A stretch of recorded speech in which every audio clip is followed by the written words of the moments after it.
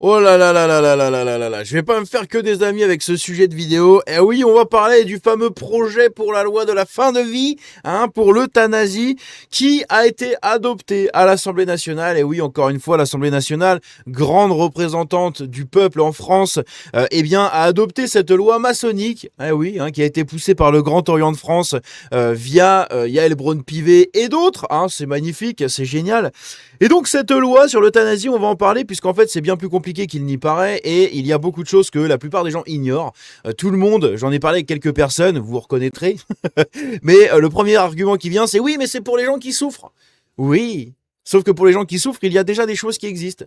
Il y a les soins palliatifs, et oui, qui sont là justement pour aider les gens et les accompagner vers cette mort qui arrive, vers cette fin de vie humaine, on va dire. C'est des trucs qui existent. D'accord. C'est juste qu'il faut démocratiser cet accès. Il faut que tout le monde puisse avoir accès aux soins palliatifs, ce qui n'est pas le cas actuellement.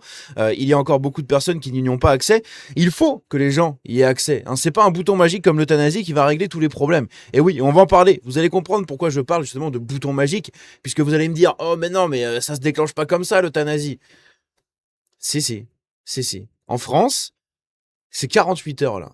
48 heures pour le délai de réflexion pour l'euthanasie. Tu veux mourir le lundi? Si le mercredi matin tu es toujours pour, on t'euthanasie. Dans d'autres pays, c'est plusieurs mois. Eh oui, on va en parler, parce que ça, c'est qu'un détail.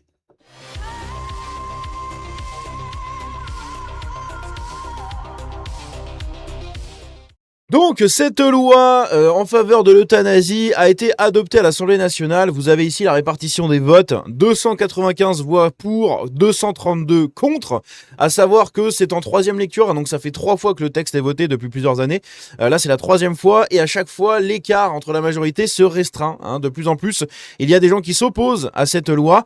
Il y a encore 35 abstentions, et oui, on va en parler de cette abstention justement, puisque au sein du RN, dans un parti qui prétend défendre la France, etc., eh bien, ils n'ont donné aucune consigne de vote. D'accord. Donc les gens pouvaient voter ce qu'ils voulaient.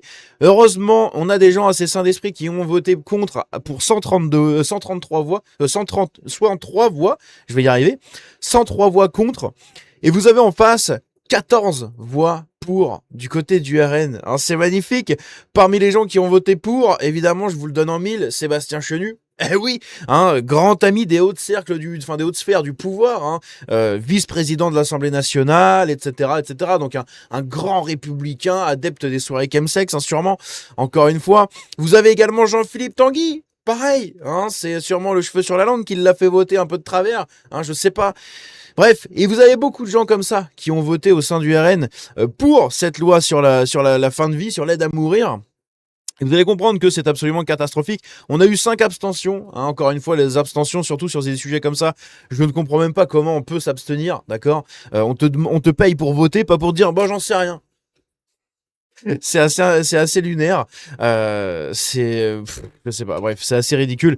Les mecs votent des lois pour un pays, ils ont le droit de mettre, je sais pas, je me prononce pas. Bah si, tu te prononces en fait. C'est soit tu es pour, soit tu es contre. Y a pas de non non non non. Parce que si demain ta grand-mère vient à être possiblement euthanasiée, faudra pas dire ah non, je suis contre l'euthanasie. Bah oui. T'avais dit non, c'est tout. Donc tu pourras rien dire.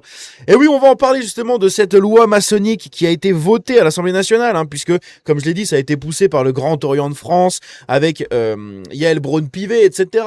La franc-maçonnerie qui a vraiment fait du lobbying autour de tout ça pour appeler à ce projet de vote, en utilisant l'argument également de la canicule. Il fait chaud, nos vieux souffrent, il faut accompagner les gens à mourir. Tuez-les, s'il vous plaît. Voilà. Euthanasiez-les en masse. Allez-y, c'est parti. Eh oui, on va en parler, puisque en France, il y a des soins palliatifs.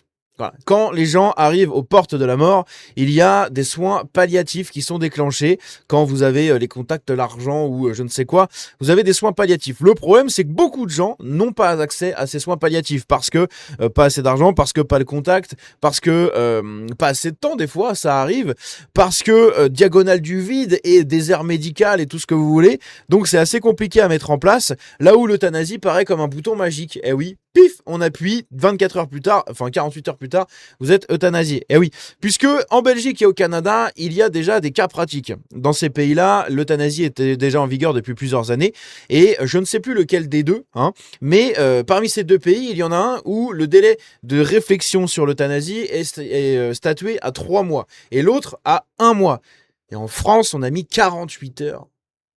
Hein. Je crois que c'est au Canada, ça doit être 1 mois, ou alors c'est en Belgique, je sais plus. Et c'est pas 3 mois, je crois, c'est 3 semaines plutôt. C'est pas 3 mois, ça doit être 3 semaines, je sais plus, c'est 15, 21 jours, un truc comme ça, de délai de réflexion. Et en France, c'est 48 heures. Hein. Ça veut dire qu'il faut bien réfléchir. Quand vous déclenchez une demande d'euthanasie, il faut vraiment bien réfléchir parce que 48 heures, mon pote, t'as pas le temps de bien réfléchir et de te rendre compte de ça. Hein. Concernant les soins palliatifs, eh bien, les soins palliatifs, c'est des choses qui sont mises en place pour aider les gens à mourir. Il y a des sédations profondes qui sont mises en cas d'extrême nécessité. Hein. On te plonge dans un sommeil profond et du coup, la maladie poursuit son cours, etc. Tu ne souffres plus, tu n'es plus tellement conscient, mais tu meurs progressivement et en fait, tu arrives. C'est l'accompagnement vers la fin de vie, c'est ça. C'est pas juste, tiens, je te mets une seringue, paf, t'es mort.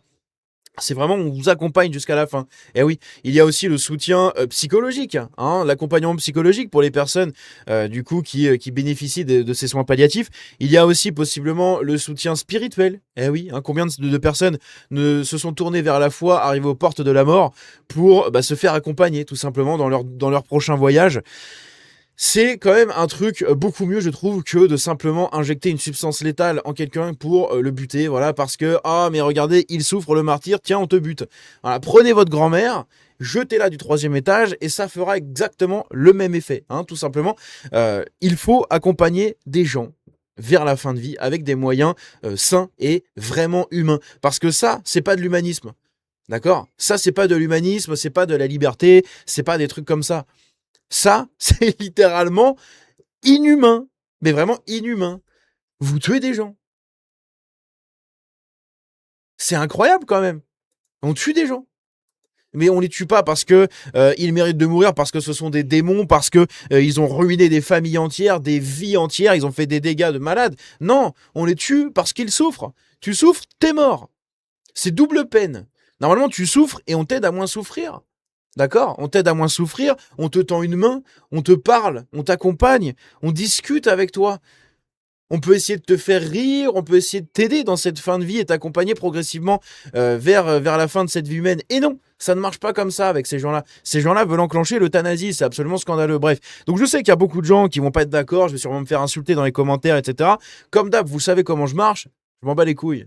Voilà, je m'en bats les couilles. Moi, j'ai mon idée, je vous donne mon idée. Si vous êtes d'accord, pas d'accord, c'est pas mon problème. Dans tous les cas, vous avez mon idée.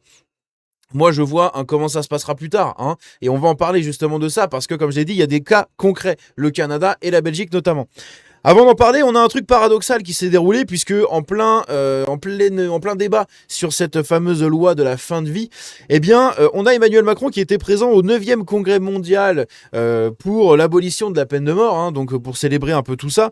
Eh bien, dedans, il a déclaré comme quoi la peine de mort c'était inhumain, que la République ne tuait pas des gens, etc. Donc en gros, pour les pointeurs, les assassins et tout ce que tu veux, pas de peine de mort. Par contre, pour les petits vieux qui souffrent de la canicule et qui ont un peu trop chaud, on va les euthanasier en masse. Voilà. C'est comme ça que ça va se dérouler. Ça, c'est le projet de loi, d'accord ? C'est le projet de cette loi maçonnique qui a été adoptée en masse à l'Assemblée nationale par quasiment 300 voix pour, hein ? 300 voix pour. À noter que c'est la 3e fois que cette loi est votée à l'Assemblée nationale, et à chaque fois, l'écart se réduit entre la majorité et... donc en fait, au début, il y avait plus d'une centaine de voix de différence, je crois. Maintenant, vous en avez à peine 60. D'accord ? Une soixantaine de voix de différence, ce qui est quand même relativement très très peu. Voilà. Et au fur et à mesure qu'il y a des discussions, ça diminue. Le seul problème, c'est que le gouvernement, donc là, la loi a été adoptée à l'Assemblée nationale, elle doit repartir au Sénat une 3e fois. Le Sénat va sûrement la refuser. Mais le problème derrière, c'est que le gouvernement a déclaré qu'il donnerait la décision absolue à l'Assemblée nationale, et il y a un vote le 15 juillet prochain au sein de l'Assemblée nationale pour décider si oui ou non cette loi sera bien intégrée, hein, à nos lois magnifiques et républicaines. Donc on verra encore une fois ce qui se déroulera là-dedans, mais c'est absolument scandaleux. On a Mathieu Sassy, qui est un avocat de droite, de droite, patriote, nationaliste, tout ce que vous voulez, qui nous dit « Peine de mort pour les enfants à naître et les anciens, c'est bien. Peine de mort pour les pointeurs et les assassins d'enfants, pas bien. Inversion migratoire de bac-10, l'enrichissement culturel. Haine de la foi chrétienne, c'est la laïcité. Les communautés organisées au pouvoir, les démocraties. Enfin, la démocratie. Et les perquisitions au RN juste avant les élections, c'est l'état de droit. Le lynchage à mort du petit Louis, c'est une rixe. Voilà les valeurs de la République. Et oui, c'est totalement ça. On est absolument là-dedans. Encore une fois, je le répète ici, ça, ils n'en veulent pas, d'accord, hein, ces deux trucs-là, hein, il ne faut pas tuer les délinquants, les criminels et tout ce que vous voulez. Par contre, tuer des bébés dans le ventre de leur mère, etc., c'est absolument scandaleux. Enfin, c'est absolument une bonne valeur républicaine, alors que c'est absolument scandaleux, encore une fois. Également, rappelons que cette loi sur l'euthanasie va suivre exactement le même chemin que l'IVG, d'accord. C'est-à-dire que l'IVG, à l'époque, je suis pas forcément pour l'IVG, en tout cas. Après, ça dépend. Il y en a évidemment qui vont en bénéficier. Dans des cas extrêmes, l'IVG, ça peut être défendu, hein, mais pour moi, je suis pas pour du tout. Possiblement pour les cas de pointage, etc. Ça se débat, hein, ça reste une vie, mais une vie engendrée d'un pointage, je suis pas tellement pour. C'est assez bizarre. Bon bref, ça mériterait débat. Mais à la base, l'IVG c'était justement destiné aux cas extrêmes. Sauf que, au fur et à mesure, c'est arrivé, hein, comme une contraception. Voilà. Et vous avez des nanas qui se font avorter H24, hein, d'accord. Il y en a qui subissent plusieurs avortements dans leur vie, etc. Enfin, à la base, c'était justement sur des cas d'extrême nécessité ou d'extrême danger ou je ne sais quoi, l'IVG, d'accord. C'était pour les cas extrêmes. Tout comme l'euthanasie, là, ils agitent un peu cette clochette pour tout le monde, là, pour que tout le monde les regarde. Ah oui, c'est pour les cas extrêmes. Sauf que ça ne le sera pas longtemps pour les cas extrêmes, parce que ça sera vite détourné pour des cas bien plus généraux.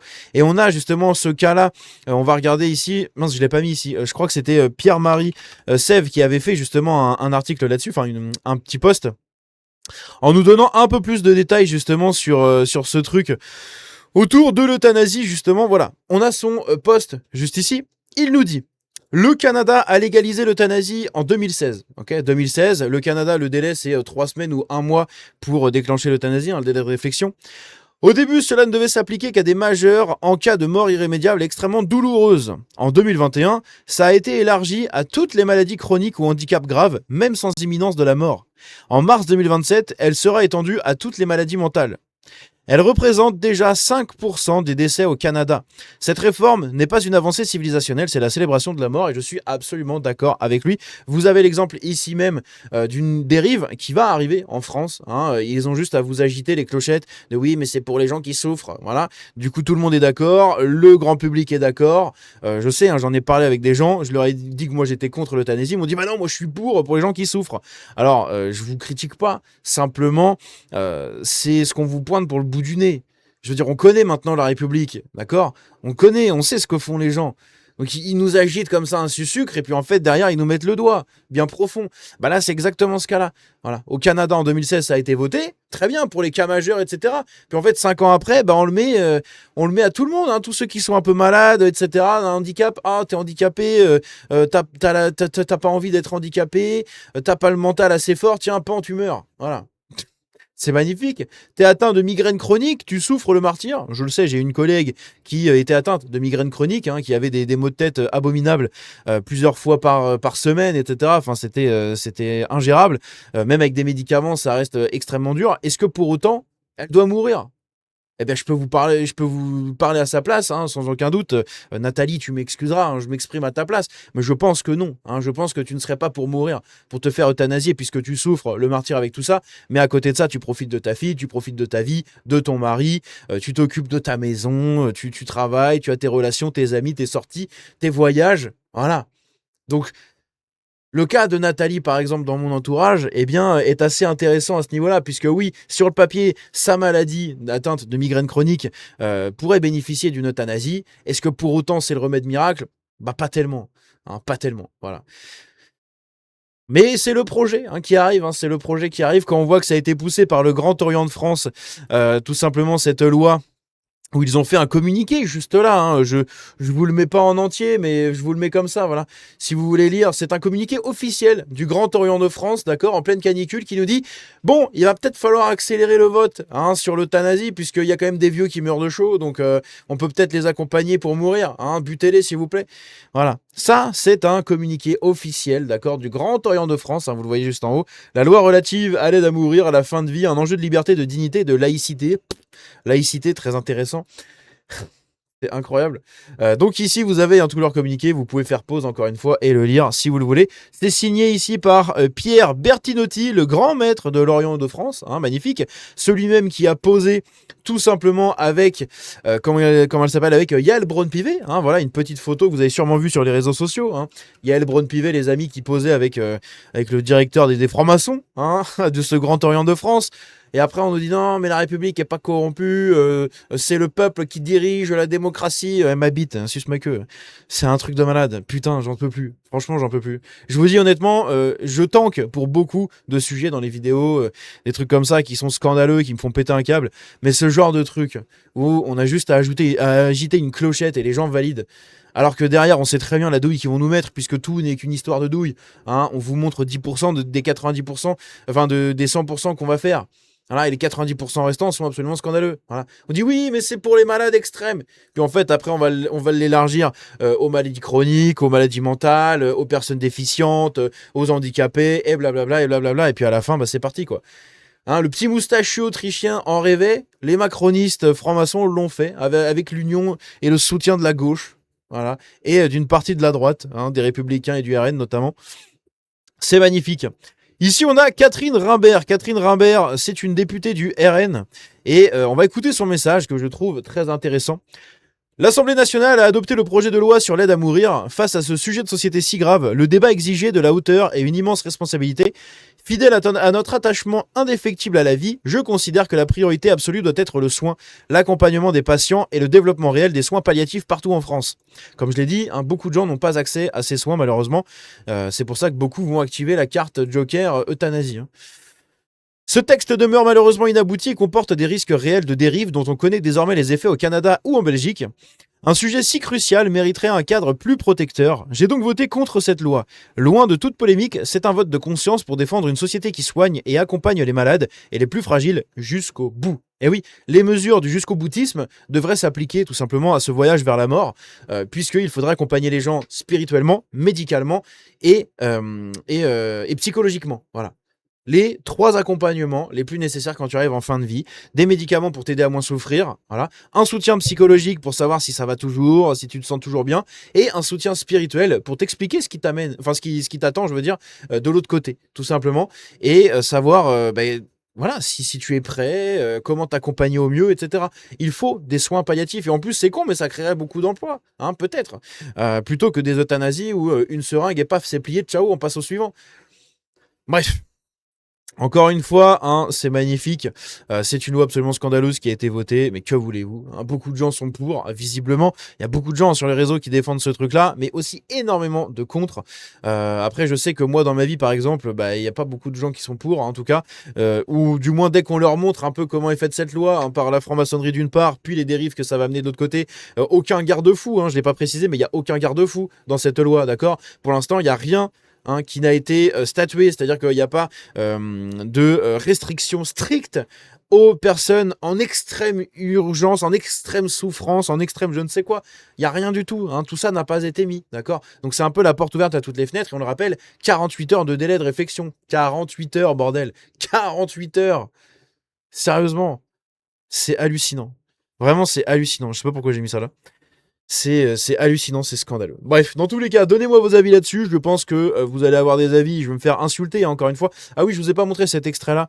Voilà, hein, quand Macron déclarait devant la Grande Loge de France que les francs-maçons s'emparent de ce débat fondamental, la fin de vie, je le dis ici, est une bonne chose. Voilà, donc le projet de la fin de vie. Hein, la boucle est bouclée. Eh oui, les amis.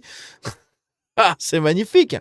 Et je vous mets ici, d'ailleurs, tiens, pour finir la vidéo, on va terminer là-dessus, je vous mets le communiqué officiel de la Société française d'accompagnement aux soins palliatifs qui, justement, milite pour cette démocratisation et cet accès généralisé aux soins palliatifs en France, où ils expliquent qu'en fait, eh bien, il y a une grosse partie des gens qui n'y ont pas accès. Et c'est là-dessus, justement, que va jouer l'euthanasie, puisque pour contenter ces gens qui n'ont pas accès à des soins palliatifs, alors que c'est mis en place et que ça marche quand même relativement bien, hein, il y a quand même de grandes satisfactions pour les gens qui ont eu des soins palliatifs. Les familles sont satisfaites, les gens, bah, évidemment, souffrent beaucoup moins et sont accompagnés jusqu'au bout, jusqu'à leur dernier souffle. Donc les soins palliatifs, c'est quand même bien mieux que d'appuyer sur un bouton pour tuer quelqu'un. Et pourtant, du coup, ben voilà, le problème, c'est que beaucoup de gens n'y ont pas accès. Donc il faudrait d'abord démocratiser ça. Et si vraiment c'est le bordel, eh ben, allez-y. Hein, le peloton d'exécution pour tous ceux qui souffrent, et puis basta. Mais d'abord, il faudrait tester la méthode saine et vraiment humaine, celle de l'accompagnement humain, d'accord, d'une main tendue, d'une présence, d'un soutien à la personne qui souffre et qui s'en va. Voilà, moi, je trouve ça beaucoup plus humain. Parce que là, les valeurs d'humanisme de l'euthanasie, personnellement, je les vois pas. Honnêtement, je vous le dis, je les vois pas. Ah oui, c'est humain d'aider quelqu'un à ne plus souffrir. Oui, eh ben, tu lui donnes des cachetons, d'accord? Tu le soutiens psychologiquement, spirituellement, tu le guides vers cet autre voyage et vers sa fin de vie, en paix, d'accord? Et sans douleur. Et tu l'aides à partir dignement. Et pas à partir salement, là, comme des sagouins avec une... Bref. Dans tous les cas, dites-moi ce que vous en pensez dans les commentaires. J'attends vos avis avec impatience. Hein, je pense que je vais me faire enculer dans tous les sens, mais écoutez, c'est pas grave, j'en ai rien à foutre. Encore une fois, moi je vous donne mon avis. Vous faites ce que vous voulez. Si vous voulez si vous voulez que vos anciens et les personnes de votre entourage qui souffrent un peu soient déclarés euthanasiables, eh bien, écoutez, grand bien vous fasse et faites avec cette décision. Malheureusement pour vous. Dans tous les cas, je prie pour que vos proches n'aient pas à subir ça et qu'ils puissent avoir accès aux soins palliatifs, voilà. Et malheureusement pour ceux qui ont déjà perdu des gens, comme c'est le cas avec quelqu'un à qui j'en ai parlé, il se reconnaîtra. Pour cette personne qui a perdu un proche justement à cause de dures souffrances, eh bien les soins palliatifs, est-ce qu'ils ont vraiment été bien appliqués, voilà. Est-ce qu'elle a été assez soutenue? Est-ce qu'elle a été assez soutenue psychologiquement, spirituellement, médicalement? Est-ce qu'il y a eu tout ce qu'il fallait? Est-ce qu'ils ont tenté absolument tout avant de la voir souffrir comme ça, le martyr, jusqu'à la fin? Est-ce que vraiment tout a été fait? Ça, c'est une question qui est légitime de poser. Bref, dans tous les cas, dites-moi ce que vous en pensez dans les commentaires. On se dit à la prochaine. Prenez soin de vous. La vie est précieuse. Ciao.